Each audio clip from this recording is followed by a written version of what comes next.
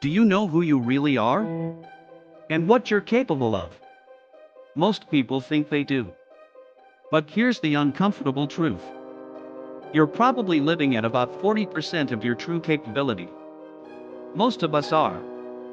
This is the story of David Goggins, a man who went from being the weakest, most broken kid on the planet, to becoming what many call the hardest man alive.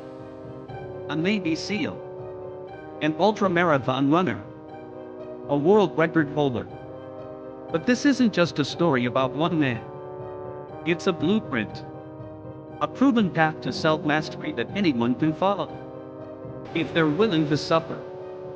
Goggins once said, "Motivation is crap. Even the best pep talk is nothing but a temporary fix. It won't rewire your brain.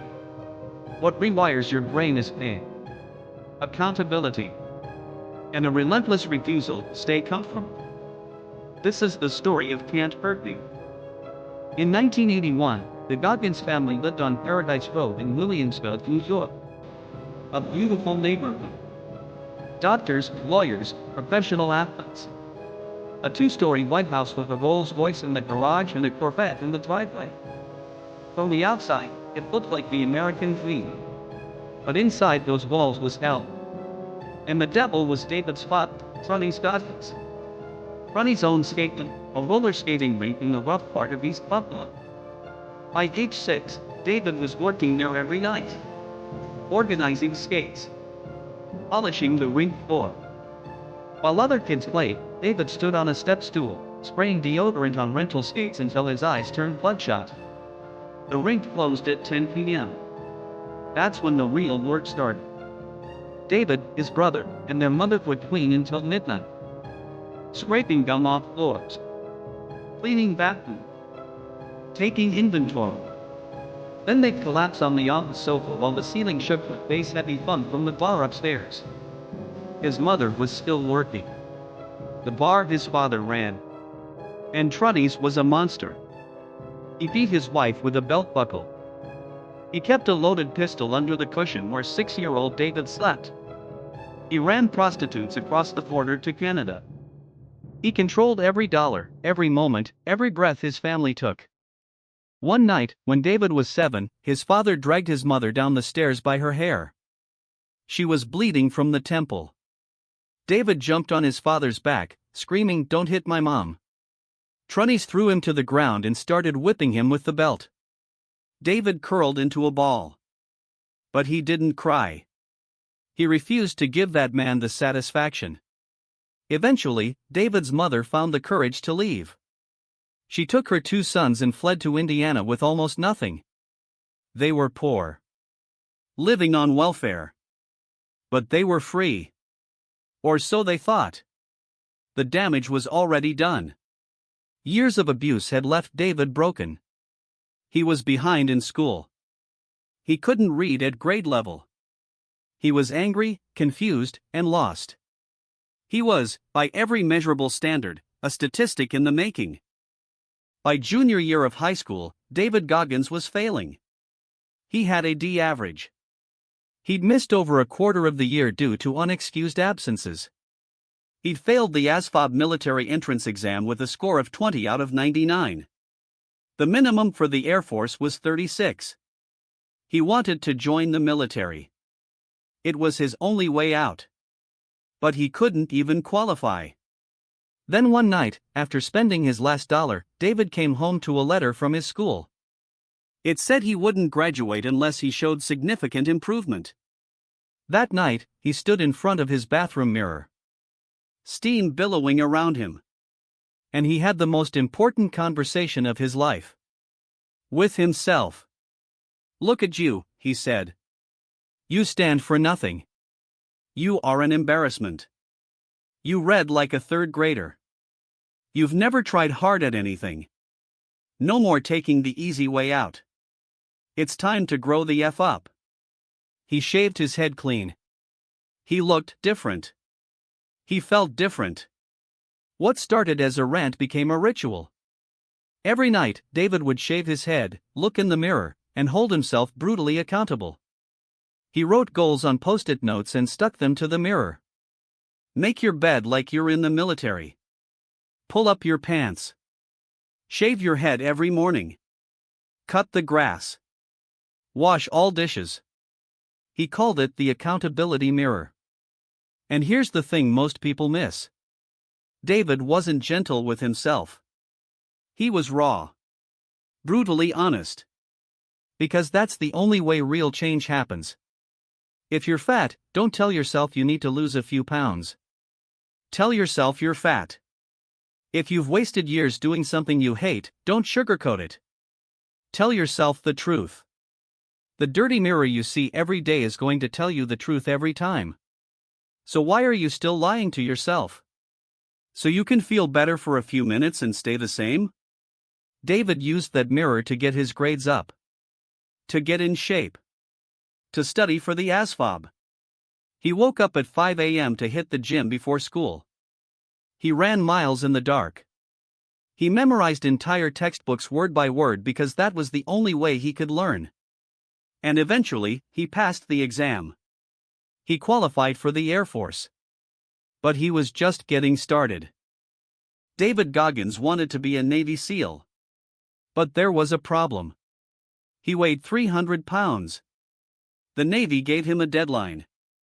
He had 3 months to lose over 100 pounds and meet the physical requirements for BUD/S training. The most brutal military training in the world. Everyone told him it was impossible. His friends. His family. Even the recruiters. But David had already done impossible things. He'd gone from a failing student to passing his exams. From a 300-pound out-of-shape civilian to, well, that was the next mountain. He attacked the weight loss like a man possessed. Running in triple-digit heat.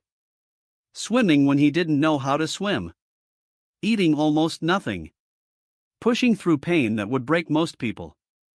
In less than 3 months, David Goggins lost 106 pounds. Let that number sink in. 106 pounds. In under 90 days. But the physical transformation was just the beginning. The real test was BUD/S, Basic Underwater Demolition SEAL Training. 6 months of the most extreme physical and psychological torture the military can devise. The first time through, David failed. He quit during Hell Week. The second time, he broke his knee and was medically rolled. By all logic, he should have given up. But David Goggins doesn't operate by normal logic. On a train ride back home, he sat in a tiny bathroom and stared at himself in the mirror. The accountability mirror. And he told himself the truth. I'm afraid. I'm afraid of going through all of that shit again. But then he asked himself a different question. What's worse? The pain of going through it again? Or the pain of knowing you quit? The pain of lifelong purgatory, knowing you didn't fight to the bitter end? He called the training compound. I'm coming back. This would be his third time. And the instructors told him something critical. This is the last time we'll allow you to go through BUD/S. If you get injured, that's it. Roger that. Hell Week. 5.5 days of continuous training. No sleep. Constant cold water. Sand in every crevice of your body. Running, swimming, paddling, carrying boats and logs over your head. Most people who enter BUD/S don't make it past Hell Week. The quit rate is over 70%. David Goggins went through Hell Week 3 times. The first time, he quit. The second time, he was rolled for medical reasons. The third time? He discovered something that would change his life forever. The 40% rule. When your mind is telling you you're done, you're really only 40% done. You've got 60% more in the tank. Your body and mind have an agreement. Your mind protects you from pain by making you think you've hit your limit. But that limit is a lie. David learned to push past that 40% wall. To take souls. Taking souls is a concept David developed. It means when everyone else is suffering, and you're suffering too, you show no weakness. You lead from the front. You smile while others grimace. You make eye contact with the instructors who are trying to break you, and you let them know, "You cannot break me." During Hell Week, David was hypothermic. His body temperature dropped to dangerous levels. Medics were ready to pull him out. But he refused. He kept moving. Kept pushing. Because the cold was temporary. Quitting was forever. He made it through Hell Week. He made it through the entire BUD/S program. After 3 attempts, David Goggins became a Navy SEAL. But he didn't stop there. He went to Army Ranger School. 69 days of the most demanding land warfare training in the military. He lost 56 pounds. He looked like death. His cheeks were sunken. His eyes bugged out. But he graduated as enlisted honor man with a 100% peer evaluation. His classmates chose him as their best leader. And then he went to war. Deployments in Iraq and Afghanistan. Combat missions where the skills he developed through years of suffering were tested under fire. Through it all, David Goggins had one philosophy: be uncommon amongst uncommon men. Don't just be good. Don't just be great. Be the hardest person in any room. Set standards so high that even SEALs think you're crazy. There's a concept in Can't Hurt Me that changes everything. The armored mind. Most people sweep their failures and dark secrets under the rug. But when problems come, that rug lifts up, and all your darkness floods back. It influences every decision. It defines your character.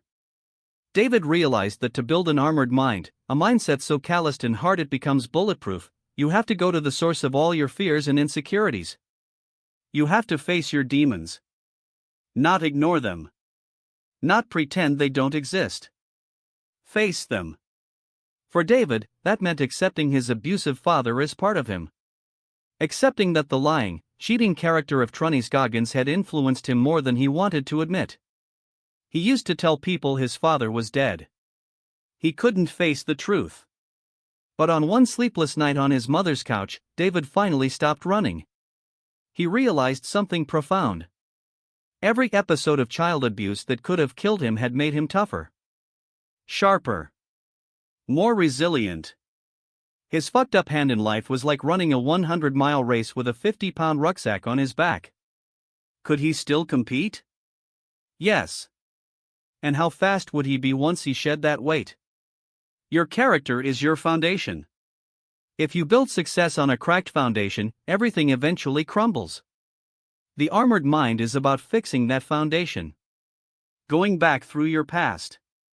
Making peace with your failures and weaknesses. Only when you accept your weaknesses can you stop running from them. Then they become fuel. After leaving the SEALs, David Goggins asked himself a question that would change the trajectory of his life. What am I capable of? Not what should I do? Not what's expected of me. What am I truly capable of if I push everything to the absolute limit? He decided to find out by running ultramarathons. Races of 50, 100, even 135 miles. His first attempt at a 100-mile race was the Herd 100 in Hawaii. A brutal trail through the jungle. Roots, rocks, mud, and 5,000 feet of elevation change per lap. 5 laps. 100 miles. David had never run on a trail before. On his first lap, his camelback broke. No water source for miles. It started raining. The trail turned to mud. His shoes had no tread. He slipped, fell, got back up. Over and over. By mile 30, his body was shutting down. His feet were destroyed. His toenails were falling off. He was bunking, his glycogen levels depleted. Most people would have quit. David was at his 40% limit. But then he thought about all the people who said he couldn't do it. All the doubters. All the comfortable people sitting on their couches watching him fail. And he kept running. He finished the Herd 100 in 28 hours and 32 minutes. He qualified for the Badwater 135, the world's toughest foot race. 135 miles through Death Valley in July. temperatures reaching 130 degrees. He ran that race with broken bones in his feet. He ran it with stress fractures. He ran it while hallucinating from sleep deprivation. And he finished. But perhaps his most famous race was the San Diego One Day. He showed up with broken bones in both feet. His wife and mother were there to walk the marathon. He had no intention of running. Then the starting horn sounded. And something clicked. He ran the first mile in 7 minutes 10 seconds. By mile 13, he was on pace to qualify for the Boston Marathon. With broken feet. He finished in 3 hours and 8 minutes. Qualifying for Boston. When asked how he did it, David said, the 40% rule. When your mind says you're done, you're only 40% done. What's the most powerful weapon in the world? A nuclear bomb? A hypersonic missile? Artificial intelligence? David Goggins says no. The most powerful weapon is the truth. Specifically, the truth you tell yourself. Every morning, you wake up with a conversation already running in your head.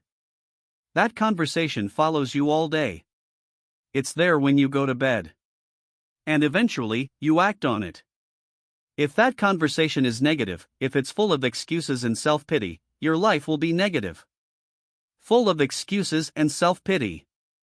But if you can harness that inner dialogue, if you can make it brutally honest and relentlessly accountable, it becomes a weapon. This is what the accountability mirror is about. It's not about positive affirmations. It's not about telling yourself you're great when you're not. It's about radical honesty. If you look in the mirror and see someone who's out of shape, say it.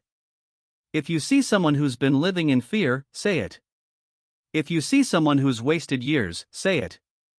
Because the moment you tell yourself the truth is the moment you can start to change. David calls this callousing your mind. Just like a callus forms on your hands from repeated friction, your mind develops calluses from repeated exposure to discomfort and hard truths. Every time you do something you don't want to do, something that hurts, you add another layer of callus.